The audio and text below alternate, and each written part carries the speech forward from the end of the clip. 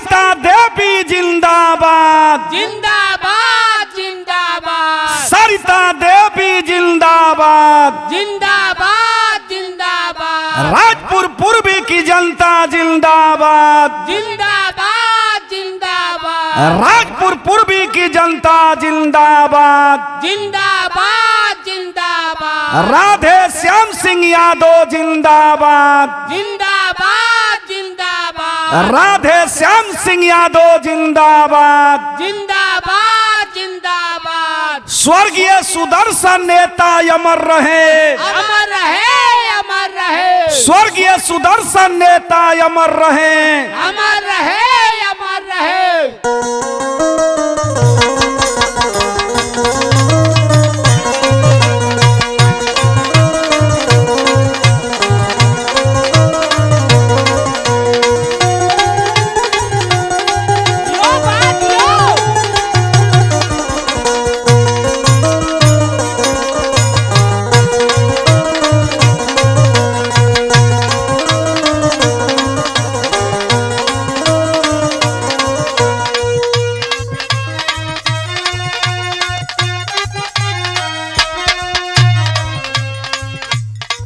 तमाम राजपुर पूर्वी चार के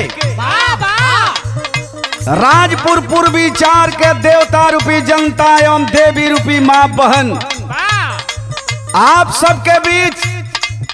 आपके अपना प्रत्याशी कर्मठ जुझारू ईमानदार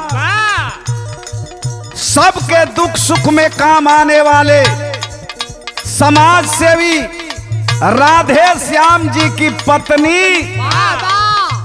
और स्वर्गीय सुदर्शन सिंह नेताजी की पुत्र वधू सरिता देवी जी राजपुर पूर्वी से जिला पार्षद पद के प्रत्याशी हैं। आज ही चर्चा चारों ओर हो गई।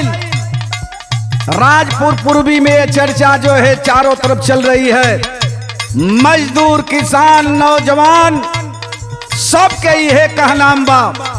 चाहे मटकीपुर पंचायत के लोग होखस, चाहे दुल्फा पंचायत के लोग होखस, चाहे समूहता पंचायत के लोग होखस, चाहे धनसोई पंचायत के लोग होखस, चाहे सिकठी पंचायत के लोग होखस, चाहे कैथर कला पंचायत के लोग होखस, सब लोग के मन विचार बन गई बा कि अब की बार सरिता देवी जी के चुनाव जितावे के बा और राजपुर पूर्वी के जिला पार्षद बनावे के बा। जिला पार्षद के आई चुनावा सभे भइल तैयार।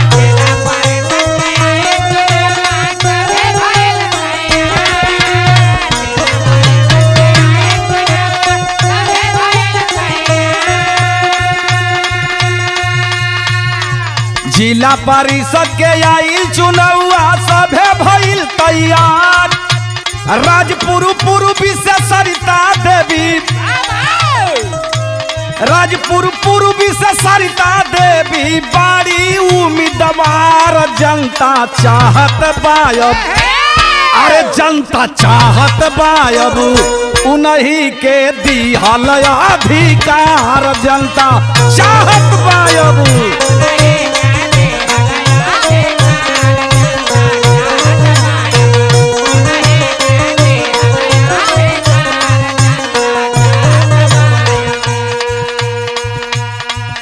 सब लोग बतियावत बा, कहत बा कि बड़ा दिन से समाज के सेवा करीला राधे श्याम यादव जी और उनकर पत्नी राजपुर पूर्वी से चुनाव लड़तारी जिला पार्षद के। तब की बार सरिता देवी के हमनी के वोट दे के जिला पार्षद बनावे के बाद लोग बतियावत हवन का बूढ़ावा जवान सब कहेले भैया।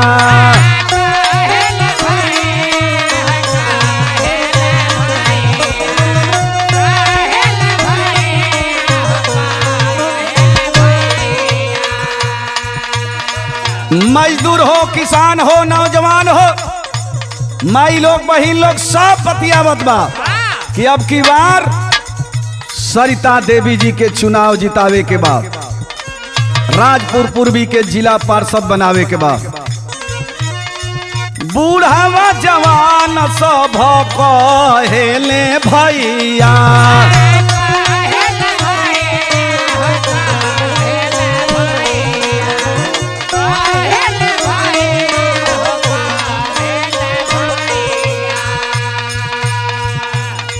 सरिता जी जीती है जिला परिषद के लड़ाइया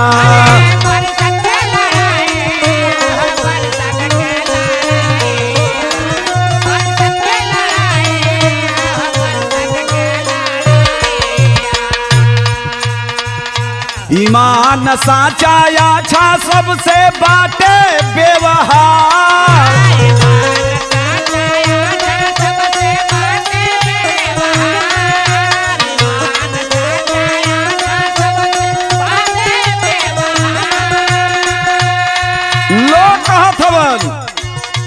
ईमान साचा अच्छा सबसे बाटे व्यवहार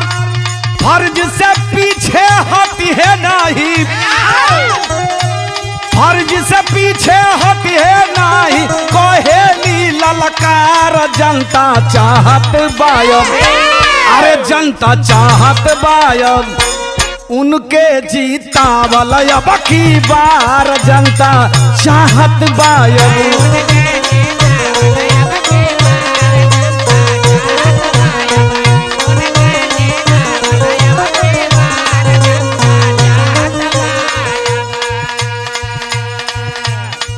सरिता जी के कहनाम बा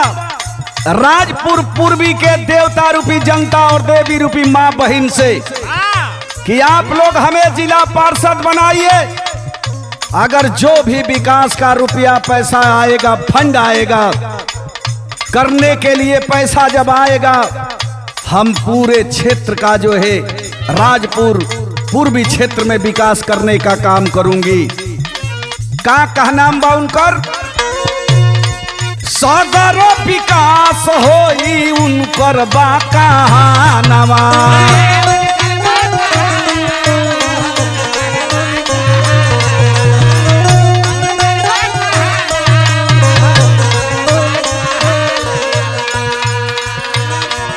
चोरी नहीं हो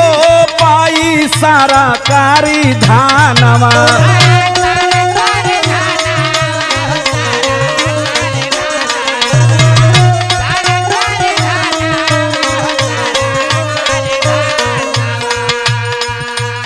एक पैसा का घोटाला नहीं होगा।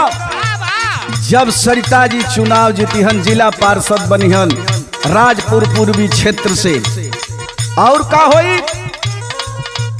पिछड़े दलित मजदूर गरीब के मदद पर यार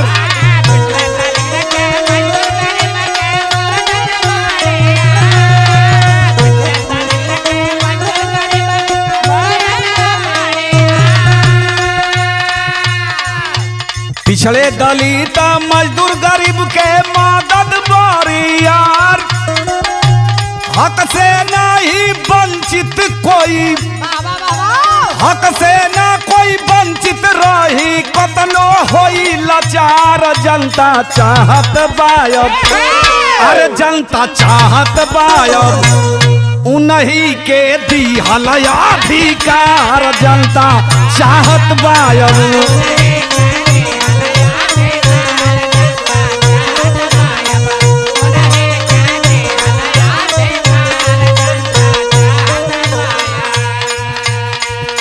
मजदूर गरीब किसान नौजवान सबका जो है सम्मान होगा। सबके गांव में राजपुर पूर्वी क्षेत्र में विकास करने का ये काम करेंगे। लोग कहत हवन कि बस हमनी के सरिता जी के जितावे के बाद का जिला परिषद के आइल चुनावा सभे भइल तैयार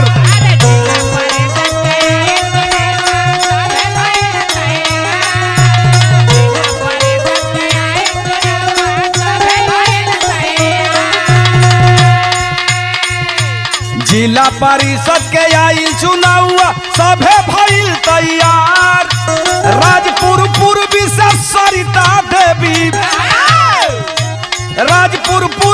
सरिता देवी बारी उम्मीदवार, जनता चाहत बायब, जनता चाहत बायब विजय के से हारा लीलार, जनता चाहत बायब।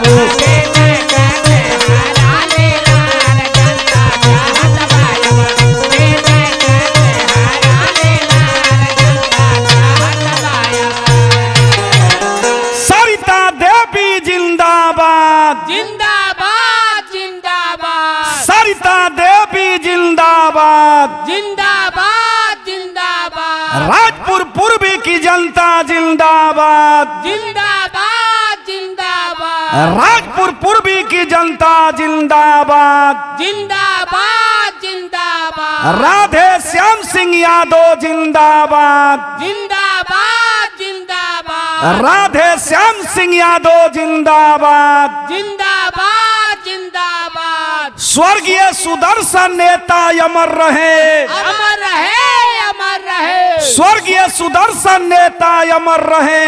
अमर रहे